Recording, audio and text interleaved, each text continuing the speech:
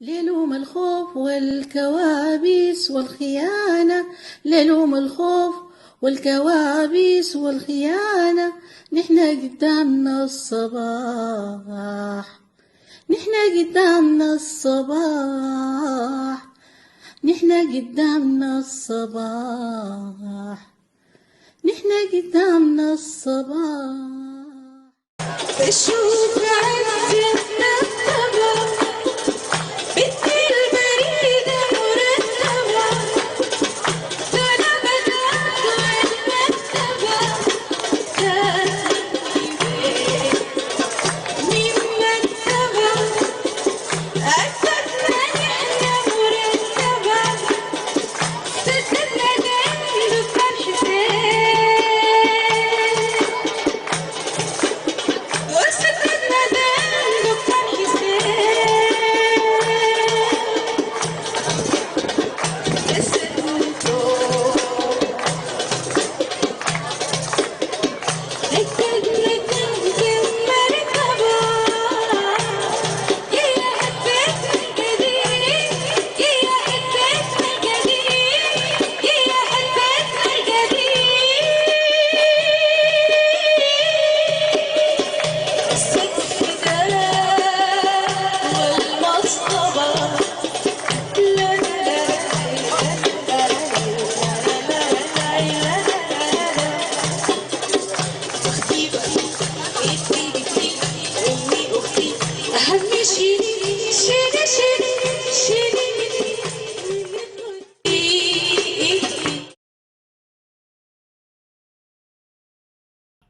Hello, and thank you for joining us for another installment of Gadamna Al-Sabah Cultural Forum.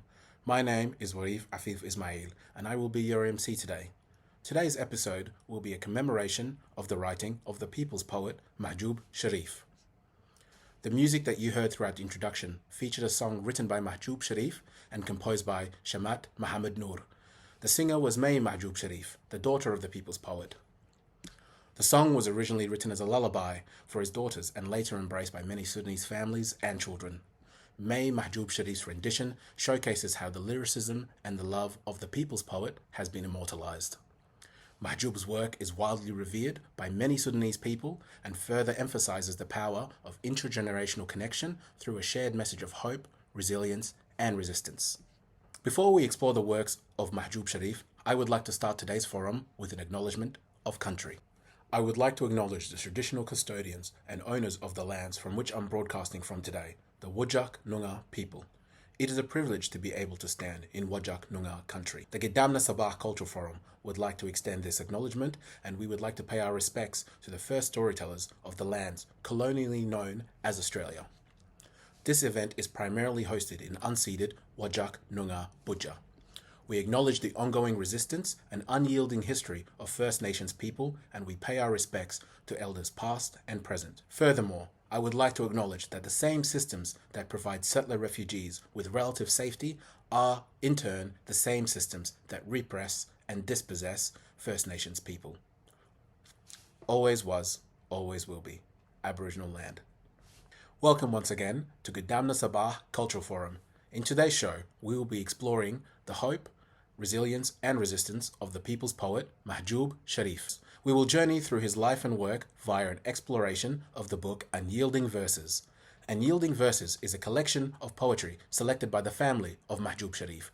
The book was translated from Arabic to English by Adil Babikir, and the foreword of the collection was written by Dr. Limia Shamat. The inside illustrations throughout the collection were composed by Yasir Ali, and the cover illustrations were created by Dr. Hassan Musa.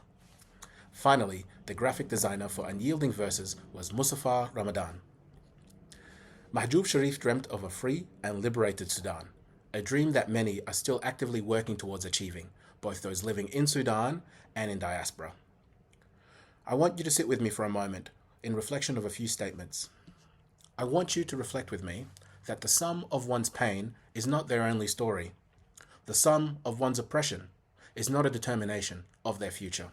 And finally, I would like for you to sit with me in reflection in that the sum of one's hope and what they choose to do with that hope is an act of active resistance and resilience. From here, I would like to take a moment to talk about Sudan. I would like to take some time to talk about Sudan, the humanitarian crisis, and the state of a nation. Sudan is facing one of the world's largest humanitarian catastrophes. I will start by talking about the entities involved in this crisis, after which I'll provide some information about the devastation that they've caused. I'll start by saying this: there is no distinction between the RSF, the Sudanese government, and the external powers at play with this international crisis. To provide some context and clarity, the Sudanese people refer to the Muslim Brotherhood Party and the Islamic movement in general as the Kazan. The Kazan are the Sudanese Armed Forces, SAF, and the Rapid Response Forces, Janjaweed, RSF. I would like you to understand that these are military factions all linked to the same entity, which is the Sudanese government and the Muslim Brotherhood Party. All of their genocidal goals and methodologies are the same. Currently, the Sudanese people are being held hostage by two armed factions from the same entity, all influenced, armed, and carrying out atrocities funded by external international powers. Both the RSF and the SAF leaders are wanted by the International Criminal Court, also known as the ICC, for war crimes against the people of Sudan. There are a lot of international powers complicit in the catastrophes currently occurring in Sudan. These include the slave state of the UAE, tacit support and feats of omission from Commonwealth nations such as Australia and Canada, and direct military influence from the United States. It's a complex situation, so we encourage you to do your research and uplift the voices of those being actively oppressed. Since the 15th of April, 2023, it has been reported that 26 million people are in direct need of assistance due to the ongoing crisis. This is more than half of Sudan's population. More than half of the population currently faces food insecurity. That, coupled with unspeakable atrocities and war crimes being committed upon the people of Sudan by the internationally funded RSF militias and the Sudanese Kazan government, paints a stark reality of the utter devastation that the nation faces in the name of international greed, corruption, and anti-African ideologies.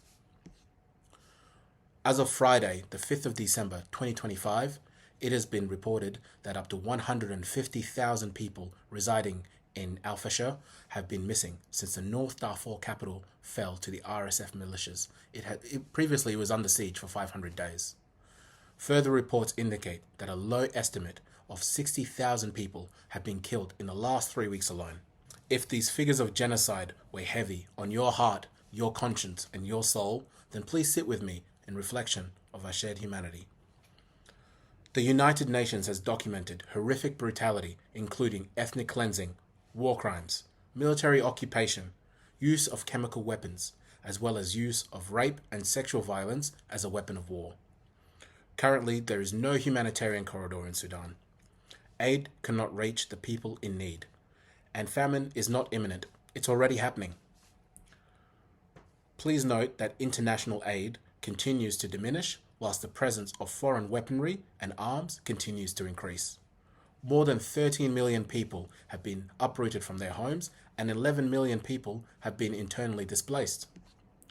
All major infrastructure has failed, and the UN has reported 80% of hospitals have either been shut down or destroyed. Most of the country is currently experiencing a communication blackout. Please understand that access to communication is a human right. In saying all of this, let's call it what it is. It is an active genocide and an anti-revolutionary war. This war and genocide continues to impact those located within the country and many other Sudanese people living in diaspora. We are limited to watching the atrocities from afar and grieving our loved ones and the destruction of our homeland. Ultimately, we are continuously grieving for the lives lost in the African people's plight for human rights, dignity, self-determination, and liberation. Once again, I will ask you to reflect upon the fact that there is no distinction between the military dictatorship of the Sudanese government and the various militia arms that have been committing these atrocities. I will ask you to reflect upon the fact that there is no sovereignty to the people, and in extension, no basic human rights. Lastly, I want you to tap into your humanity and reflect that there is deafening international silence and active misrepresentation of this crisis. I say this because it is our shared responsibility to uphold the principles of human rights and to seek justice in the face of the ICC in the name of those who have been victims of this genocide. These are innocent lives lost. Please keep your eyes on Sudan, show solidarity with a grieving nation, and advocate for action with your democratically elected representatives.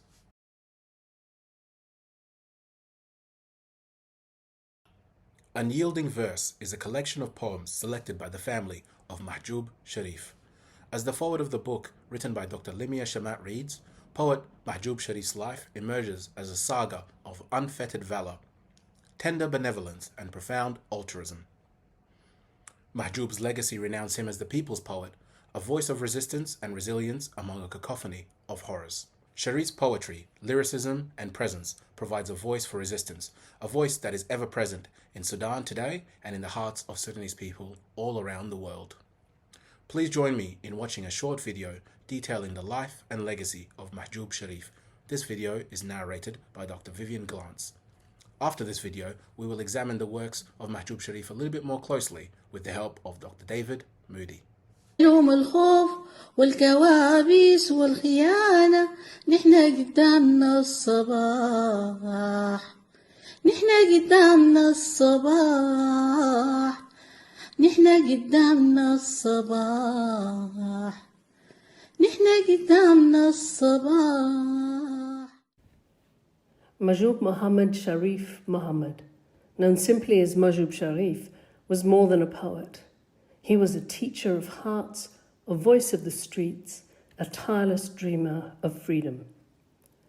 Born in 1948 to a family of small traders in rural Sudan, he was raised in Omdurman and went to a primary school in Al-Madina Arab in central Sudan. He moved away from the family trade and trained as a teacher in the Maridi Institute for Teachers in Khartoum. He chose not the path of commerce, but the calling of words and education. From the classrooms of Khartoum to the crowded courtyards of the people, his voice rose with clarity, warmth, and defiance. Sharif was an activist for human rights, a unionist, and a member of the Sudanese Communist Party since the 1970s. Sharif's poetry lived where the people lived, in their songs, their laughter, their longing for justice. He wove everyday language with lyrical play, turning simple phrases into banners of resistance and hymns of love. His verses, carried on the singing voices of giants like Mohammed Wadi in Sudan and like Muhammad Munir in Egypt, became anthems for democracy, for dignity, for Sudan itself. For this devotion, the people named him Jazeera Al-Shabab, the people's poet. The regimes of Sudan feared his pen more than they feared armies. For daring to speak truth, Sharif was imprisoned in 1971 and again across the decades of Numieri from 1969 to 95 and al-Bashir from 1989 to 2019. 10 years lost to one dictator, 6 more to another. 9 years confined to Khartoum by order of the security forces. Yet prison walls never silenced him. They only deepened his resolve. His case travelled far beyond Sudan's borders. Amnesty International and Africa Watch took it up. David Attenborough spoke of him on the BBC's Prisoner of Conscience programme. From across the world, letters poured in, 2,000 messages of solidarity in one campaign alone. And in 2008, standing in London, Sharif returned the gesture, sending words of gratitude back to those who had once written to sustain him. Though trained as a teacher in Khartoum in 1968, Sharif's classrooms were often taken away from him. He was dismissed repeatedly for refusing to bow to dictatorship, rejecting offers to be reinstated unless all his fellow teachers were restored too. His principles were unshakable. Yet teaching was not bound by chalkboards or timetables. He taught through projects of hope, mobile libraries in Khartoum's marginalised neighbourhoods, workshops where children learn to recycle scraps into possibility, programs for adolescents who had slipped through the cracks of schooling. Always his lessons were about dignity, creativity, and the stubborn belief that tomorrow could be better. From 2004, illness pressed upon him, idiopathic pulmonary fibrosis, compounded by diabetes and years of harsh imprisonment. Still, he wrote, he dreamed, he spoke. On the 2nd of April 2014, in Omdurman, his voice was stilled. But when he was laid to rest in the Ahmed Sharifi cemetery, the city wept and sang. Hundreds gathered, and across the Arab world, his farewell was broadcast by Sky News Arabia, Al Jazeera, Al Arabiya, and BBC Arabic. Mahjoub Sharif remains a presence not bound by time, a poet who made resistance singable, a teacher who taught freedom, a man who turned pain into beauty and hope. His words still walk among the people, playful, tender, and unafraid. ليلوم الخوف والكوابيس والخيانة، ليلوم الخوف والكوابيس والخيانة، نحنا قدامنا الصباح، نحنا قدامنا الصباح، نحنا قدامنا الصباح، نحنا قدامنا الصباح. From here, I would like to introduce Dr. David Moody. David is a writer, poet, director, and performance theorist. He was formerly the chair of theatre and drama at Murdoch University, located in Perth, Western Australia, and for over 30 years, David taught theatre and drama as well as English at Murdoch. Dr. Moody has directed over 50 productions and has written over 10 plays. As a writer and poet, Dr. Moody has published a collection of poems titled Ordinary Euphoria. As an academic, Dr. Moody's PhD was in the area of African theatre, and throughout his academic journey, he has published papers on performance theory, post-colonial African theatre, and interculturalism. David is currently working as the co-artistic director at Split Lip Theatre, and his new play Wolfie will hit the stage in 2026. Welcome, David, and thank you for making the time to attend tonight's Gadamna Al-Sabah Cultural Forum. Thank you. Thank you. It's a real honour and a pleasure. I'm very happy to be here. David, I've had the opportunity to sit with Mahjoub Sharif's work over the last week and a bit. I found myself reflecting on the pages, found myself grieving while flicking through the pages. I find myself finding solace in his words. I want you to talk a little bit about your experience with his writing and how that's impacted you.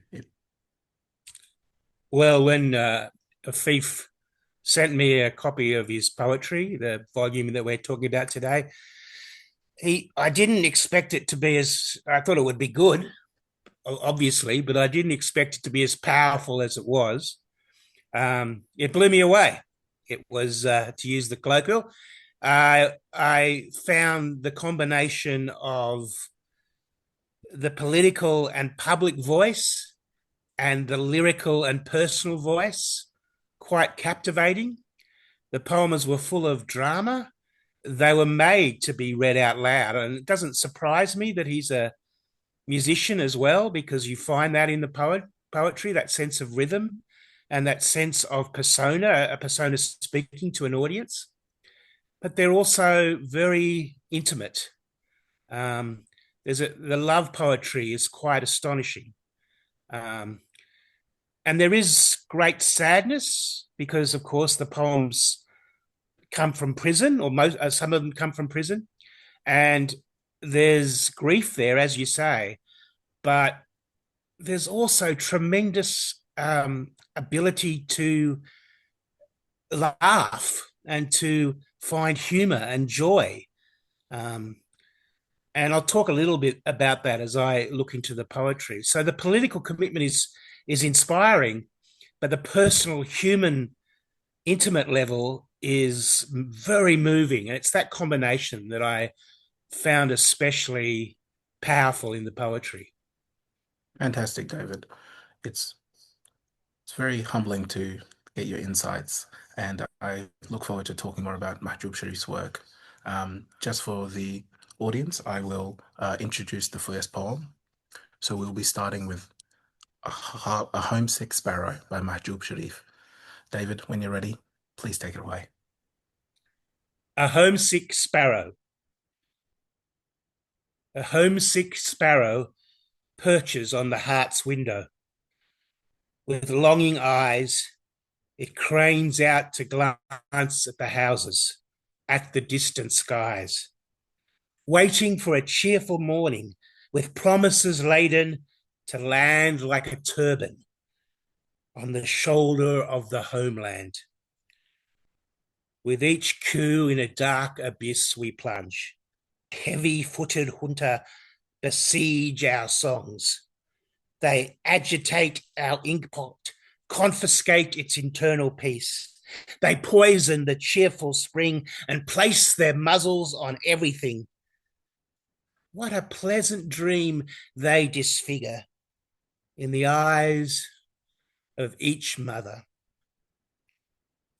But they can't manage to silence us. Never. In their cells we sip the perseverance syrup to remain bold and steadfast. Oh, my time's incarceration. Oh, my pain of longing and torment. If I lose touch with you, who in this term of coercion would I be? If I lose touch with you, I will betray the little ones yet to come. If I lose touch with you, conceited and self-centered I will become. So long as if I have voice in my chords, what prison or even death can silence me? No, we will never succumb. They have no say in our destiny. No, they don't. We are the ones who bring life to the dead paws of dormancy. Oh, my sweetheart, my life partner, in the high regards I will always keep you. Oh, my beloved daughters, nestled in the shade of the kind people. Oh, the luminous space in the eye range. Warm me up with your peaceful greetings, with your letters. Give my greetings to my peers, to the clouds, to the earth, to the crowds, and to the words of romance in the notebooks of the school children. Thank you. Thank you very much, David. That was powerful. Mahjoub Sharif, for me, has a way of incorporating lyricism within his writing that brings elements of nature personified through the human experience. I want you to talk a little bit more about what you took away from this poem and why you chose to read it tonight. Again, I like you've used the word resilience, and I like the fact that here is this poet in a very dark place, struggling against a terrible oppression and fearing death, and cut off from his loved ones.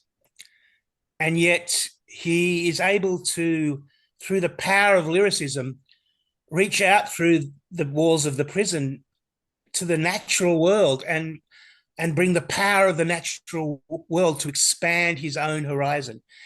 I find he often speaks about birds, and there'll be another poem I read later which uses the same imagery. And of course, birds traditionally in lots of cultures have been about flight and freedom, and they're used here in that way too. And it's as if the mind takes wings. And I also like the tremendous the power with which he speaks, the declaration, you won't silence me, you won't silence me, but then also the humor and the intimacy of him talking about the stories of the school children, the songs of the school children. There's again that link between this breadth of vision, but also this understanding of intimate human love and solidarity. And I really enjoy that public voice being brought together with this very, very sometimes funny and very loving, gentle, intimate voice. Thank you, David. Thank you. Unyielding Verses is available for purchase through Afif Ismail. Please feel free to contact him next. Homesick Sparrow is the first poem in the book, and I think for a lot of young Sudanese people living in diaspora, they truly resonate. I know I truly resonate with the imagery of a homesick sparrow. This is a bird that is destined to fly free, to sing, you know. From here, I want to transition towards the next poem. This one I know you will read very well, David. I know this one has a lot of theatre in it. Yes. This next poem is Buffoon by Mahjoub Sharif. Take it away, David. Buffoon. Hey, buffoon. Hold on tight, lest you fall down. Crack down on the stubborn, snoop around. Beware of everything, beware of your own shadow. Never feel shy. If the tree leaves rustle, quickly take shelter. Walking around is not without danger. Stop it! Shoot at everything! At every gust of wind without warning, at every word travelling without passport. Train each bird to file an intelligence report. Train all windows in cities, all lanterns in villages, all stems of sorghum. Have all ants join the informants' ranks. Have the drizzle write intelligence reports. Even better, pack all the people in bottles. Keep a close watch on the starving. Stamp the hell out of the downtrodden. Shell and bomb them down. Confiscate the stars from the night, the tide from the sea. Scratch the morning face. Cut down the wind's wings. Block life's veins and send hope to exile. Amid the discovery of fire, the division of labour, perhaps then you can get a safe haven. Buffoon. Thank you. Thank you, David. That was powerful once more. I really, really enjoy watching your points of inflection and watching your points of emphasis within that. When reading it, you can read it in so many different tones. For some, they may see it as surface level sarcasm within the poem, but there is a depth between Mahjoub Sharif's writing and his conversation with the reader. It really paints the perspective and the frustration of the poet. Thank you for that. How did you feel reading it? Well, I love the voice, obviously, and the comedy of it and the satire of it, because it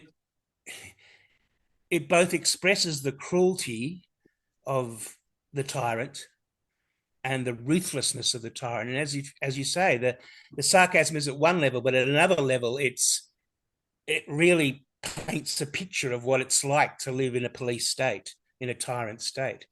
And it paints it very well.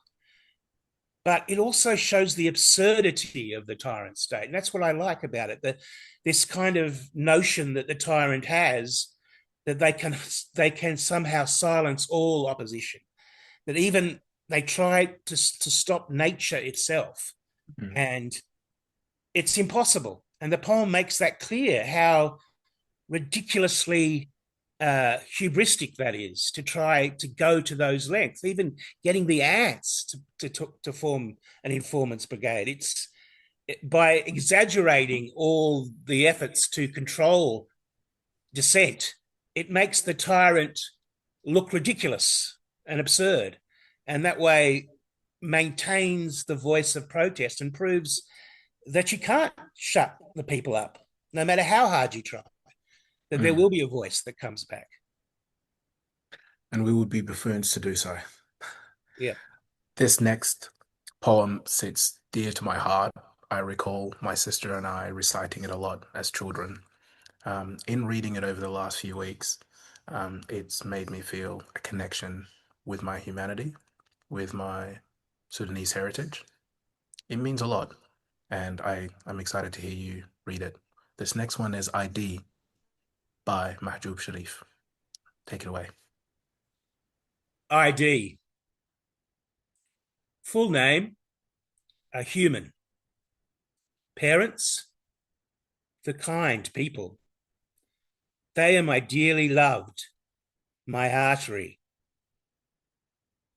To them, I owe my identity.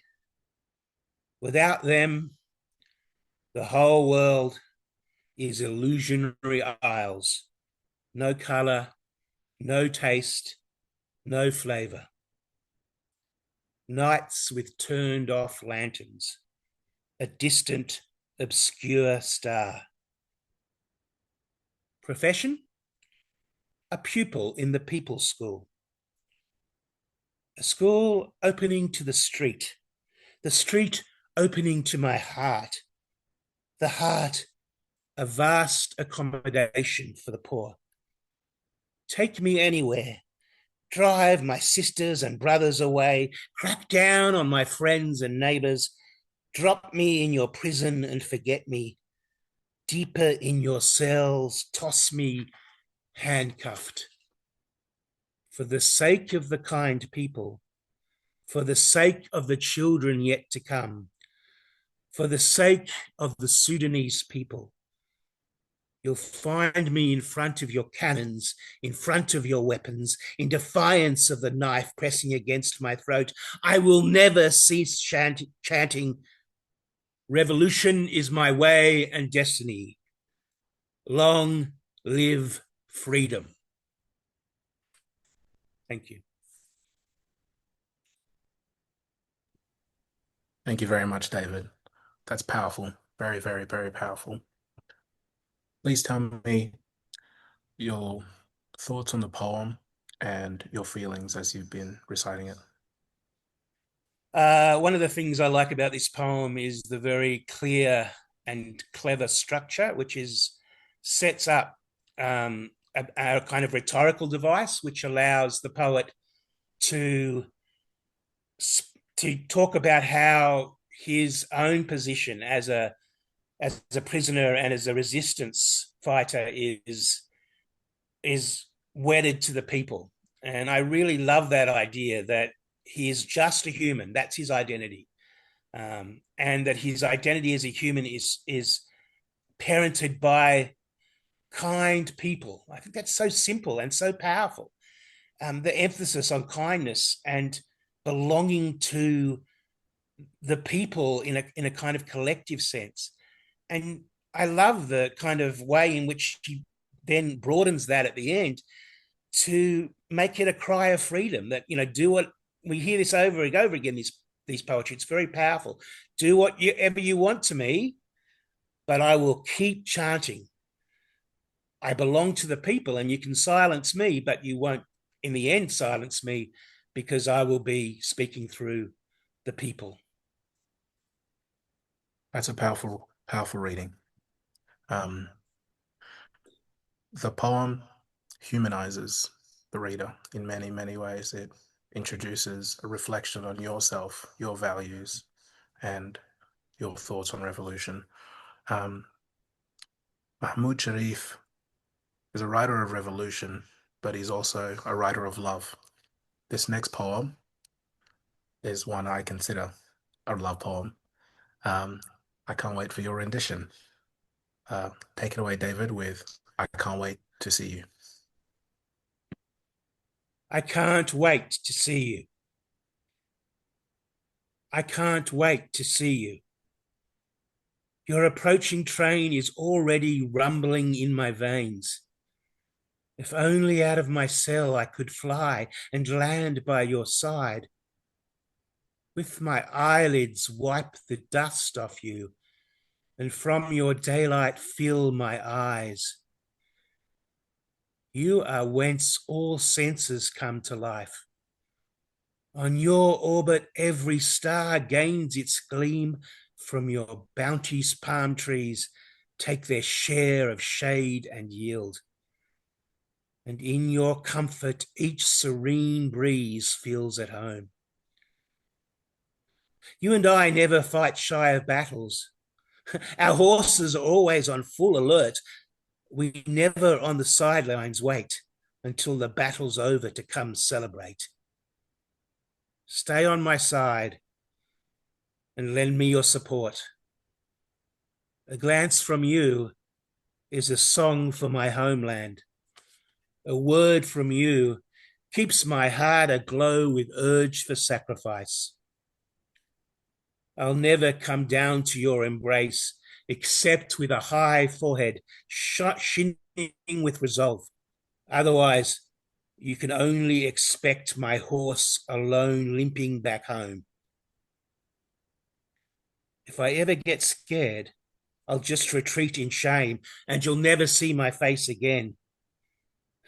You're no safe haven for one that flees the battlefield or who hangs his head in shame, who under the veil of night drops the banner into the grass and flee away. You are the shore when the waves go wild and high, a dream oasis for a warrior lost in the desert. You and I will always fight together like two edges of a sharp sword. Give my greetings to those who feel the pulse of this land, who won't bow in gratitude for what they are rightfully owed. To the Miharas, the valiant women glorifying their martyred brethren, to my friends, how have they been? To young lovers at sunset, tell them to love, to sing. Life, still sweet, deserves their song. We'll never accept blood money for our homeland, nor watch it bow to tyrants' chains. Thank you. Wonderfully read, David, once more. Love, resistance, and resilience all go hand in hand. I would love to hear you speak about your thoughts on this poem and how you felt reading it. Well, the backstory, of course, to the poem is the poet's interrupted wedding, and he's in prison and he's thinking of his wife visiting him. It's a very beautiful love. There's such intensity and delicacy to the imagery, right from the beginning, and yet there's this great expansive vision. So, although it's clearly a love poem for his beloved, and I think anyone who loves anyone could share that intensity of feeling and the delicacy of that feeling, it also becomes a love poem to his country and to his people. So at one level, it's this intimate poem. At another level, it's a song of love to his country and to his people, and saying, I'm never going to stop loving you and I'm never going to stop fighting for you. And this love is real, both to my wife, to my beloved, to my daughters, to my family, but also to my homeland, and to the people. It's just a beautiful combination of that intimacy and that public political voice, which is really quite incredibly moving. And that's why I wanted to finish this first set with that one. Well said, David. Well said. Sudan, Al-Baladi Al-Habboub, our beloved homeland. I think all Sudanese people feel its pulse. They feel its grieving. They feel its tears. But we also feel its hope. Thank you once more for your insights and your analysis, David. What we'll do here is we'll cut away to another video, after which we'll continue exploring Mahjoub Sharif's work, The People's Poet. Thank you.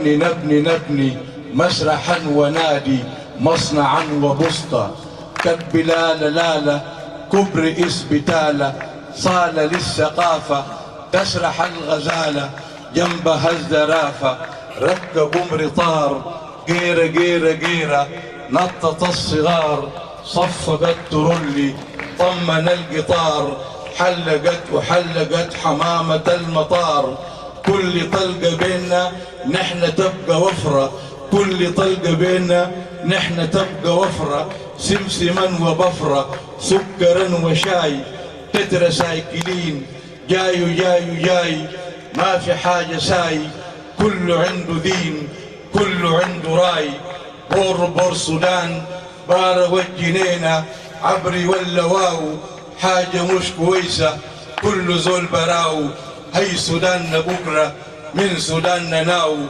هي سودان بكرة من سودان ناو تكتب انت تقرأ تعرف السياسة تكتب انت تقرأ تعرف السياسة في محل حراسة حجرة الدراسة تمشي انت تلقى في الظلم لمبة ألف ضحكة حلوة تسندك بجنبه بيت من طبنجة أحسن الكمنجة أحلى شكل منجة أحسن الحليب.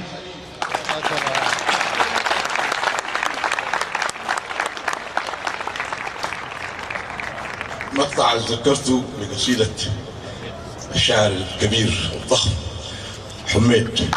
مقطع أرضا سلاح أرضا سلاح لو نتحد ضد الجراح نبني الديمقراطية صح نبنيه صاح وطن البراح وطنا مجير لا مستجير لا مستبد لا مستباح. أرضا سلاح لو نتحد ضد الجراح نبني الديمقراطية صاح نبنيه صاح وطن البراح وطنا مجير لا مستجير لا مستبد لا مستباح. Welcome back. We will now kick off the second portion of our readings with David. David, please let us know what poem you'll be reciting next.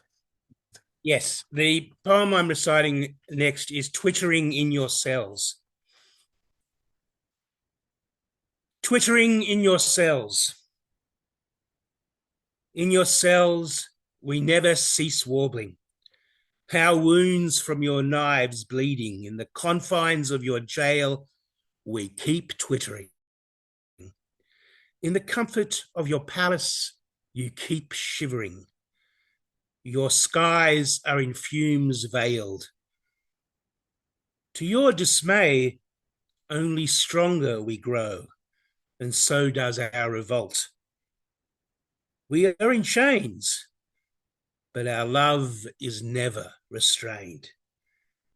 Deriding your cells, narrating old love stories, chanting prologues of our favourite songs.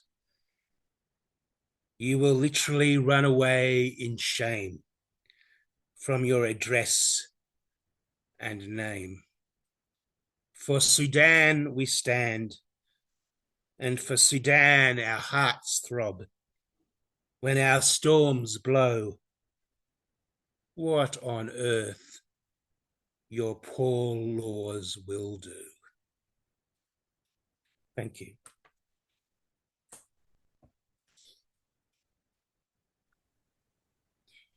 Thank you, David.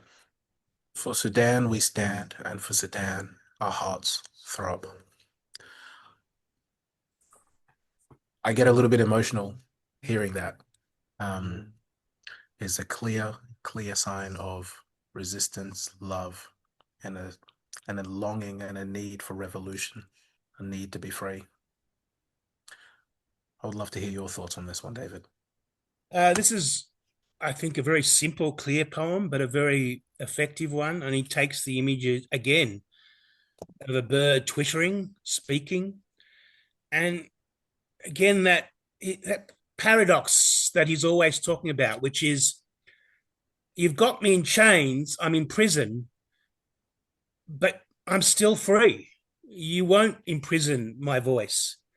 Even in the cells, we are still singing. We are still telling stories of our homeland and our love. And it's you who's in the palace who is afraid. It's just a very, very simple, very simple, but very effective device to say, you're trying to enchain us, but we're free. You're trying to shut us up, but we won't stop speaking and singing. And you think you're in power, but you're the one that's scared. And I just think it's very effective. Well said, David. And we all know that songs of freedom, songs that call out for revolution and liberation, echo beyond time, beyond the pages. The next poem is We'll Build It. David, take it away. We'll build it. We'll build it, we assure you. Our daily dream will come true. A homeland proud and potent, a homeland for democracy and virtue, a homeland in full control of its destiny, glowing like a flame, a homeland highly treasured, its precious stars glittering high up, strong will, sovereignty, liberty. Autocracy gives way to collective leadership.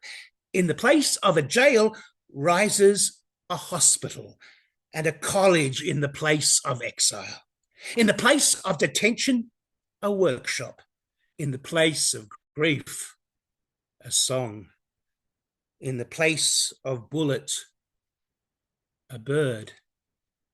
Hovering round a fountain, joking with the kids of the kindergarten. We will build it, we assure you. Our daily dream will come true.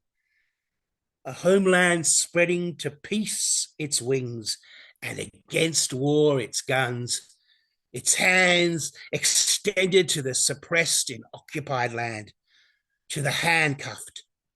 We will build it, we assure you. Our daily dream will come true. A homeland vast and enormous can't be built by a single hand, by clamorous radio broadcasts and zealous speeches. A homeland where everything is equally shared under its shade, we dream. Get educated, get cured, get a home, power and water. Below us, darkness tumbles down, and onto our foreheads a glittering dawn. The long subdued sun elegantly comes out, glittering with the people's signature stamped on, and the whole world stands amazed at our bold will, at the unity of ranks and files. Thank you. Thank you very much, David. I'll let you take a breath on that one. The Ustaz Mahjoub Sharif has shared with us his dreams, his hopes, and a blueprint for the future. His words entice personal emancipation and collective liberation. I'd love to hear your thoughts on this poem, We Will Build It. I love the rhetorical device of this, the repetition of we will build it, our dreams will come true, we will build it, I can assure you our dreams will come true. And I love the hope of it. You know, it's easy, I think, to focus on the oppression, but he also is able to give this positive vision. And what a tremendously powerful positive vision, this vast land, so enormous and filled with justice. And those lovely images of you know, instead of the prison, the hospital, and instead of the bullet, the bird. I just think that's brilliant. That one image of, instead of the bullet, the flying bullet, we'll have the bird. Instead of, you know, and then the image of the bird at the fountain, at the water fountain, laughing with the school children. Again, that small image, but it says so much about what freedom is and what peace is. And I just love the positivity of that vision.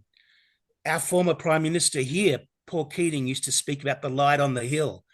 And I think, you know, it's important that we keep that hope, to remember what we're fighting for, that we are fighting for that hope, that shining hope that he puts so elegantly. And I love the confidence of, yeah, we'll build it. Don't worry, we'll build it. You know, it will come. Well said, David. As a great man once said, we are nothing but children of hope. Yeah. I think all Sudanese people in their hearts feel a hope for their nation, feel a hope for their freedom, feel a hope for justice. And Mahjoub Sharif's work really immortalizes that. We'll transition to the next poem now, David. This one is called The Plight is Over, another poem which I believe is quite hopeful. Take it away. Yes, this one, the last one is looking forward to hope. This one is imagining that hope has come past. So I wanted another positive poem. This is The Plight is Over. The plight is over. 1,000 thanks to God. The gallows shoulder is torn down. The prison's huge locks smashed in the hurricane. The masses stormed in, freed their detained sons. To a long fast they put a fitting end. The street did miracles, stunned the world like an outrageous sea. The cities opened wide, their windows to the sun, and the countryside craned out its neck to see. I saw the guns pointed away to the sky, the military now vowing allegiance to the masses, the commander of the revolution. A hum swelled to an outright cry, and restiveness to an all-out uprising. As an impregnable barricade we stand in defiance of our homeland, a nation with wisdom glowing, never bowed down to oppression, no matter what. Gone are the era of censorship, looting, and evil commissions. As an impregnable barricade we stand in defense of our homeland. Shut up chaos and feud. No to tyranny. No on our blood. No to tyranny. Long live democracy, the future worth dying for. The plight is over. 1,000 thanks, God. Thank you.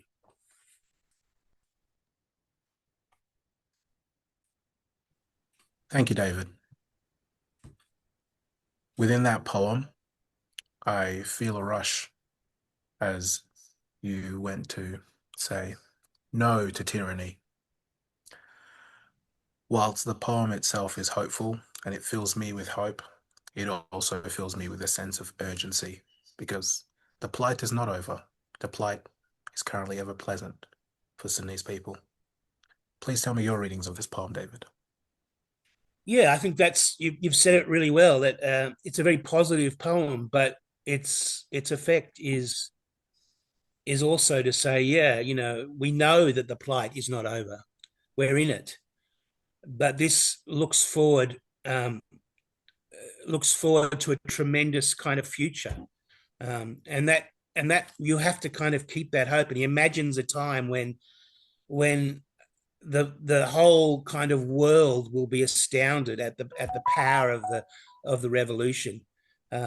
So again, it's hope, and I like that sense of hope and imagination. And one of the great things about a poet is the poet's able to imagine a future when it's sometimes very hard to, and he provides that future for us, as well as our own sense of being in a terrible present. Well said, David. Well said. Mahjoub Sharif's work,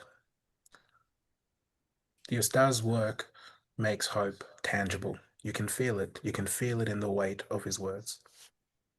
We'll transition to the last poem of the evening. I Can Say It Without Fear. Take it away, David. I say it without fear. I say it without fear. I'm not afraid to die. Never bother when, how, or where. Watching the stars in a summer night. A bullet in the heart, a deadly stab. I'm not afraid to die. Never bother when, how, or where. In a dark spot, in a crowd, or on the road. I'm not afraid to die in a fire.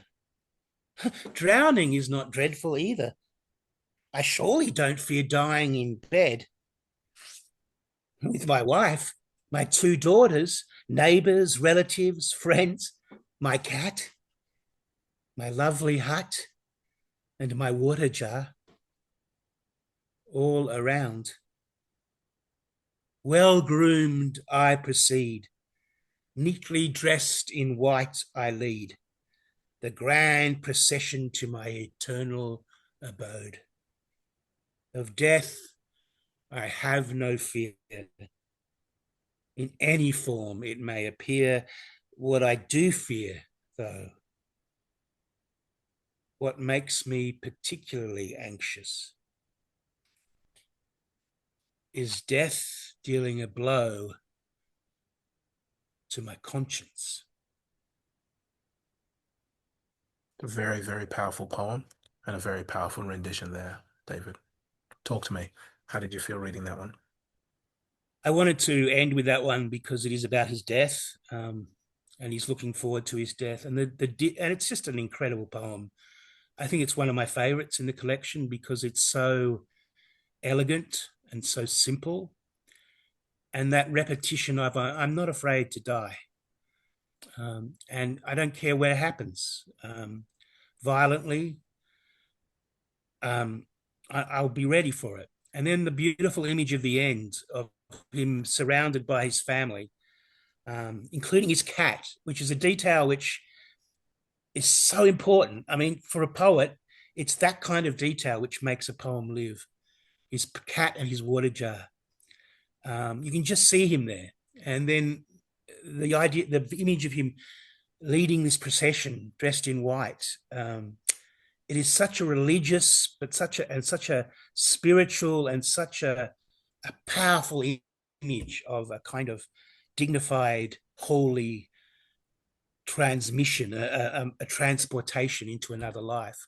And then the twist at the end, it's a poem about death, but he twists it right at the end in 2 lines. He twists it with this thing. I'm not afraid of death, but the thing I am afraid of is death to my conscience. It's just very, very powerful that what matters for a human being is not the mortal coil, as Shakespeare put it, but it's the integrity of heart, the integrity of the soul, the integrity of one's love of other people and action for other people. It's just a beautiful, beautiful poem, so simple and yet so deep and so artful too in its use of imagery and of rhythm. Your points of emphasis throughout that poem, especially near the end, very powerful, David. Very, very powerful. Well, I found it very moving, and as someone growing older, it also was very powerful for me. I've had a lot of illness recently, and I despair sometimes of the state of the world. But I love that kind of dignity with which he talks about it. It's just very beautiful. Being afraid to lose your conscience is something that we need more in this world, in reflection of the atrocities occurring. Yeah, exactly.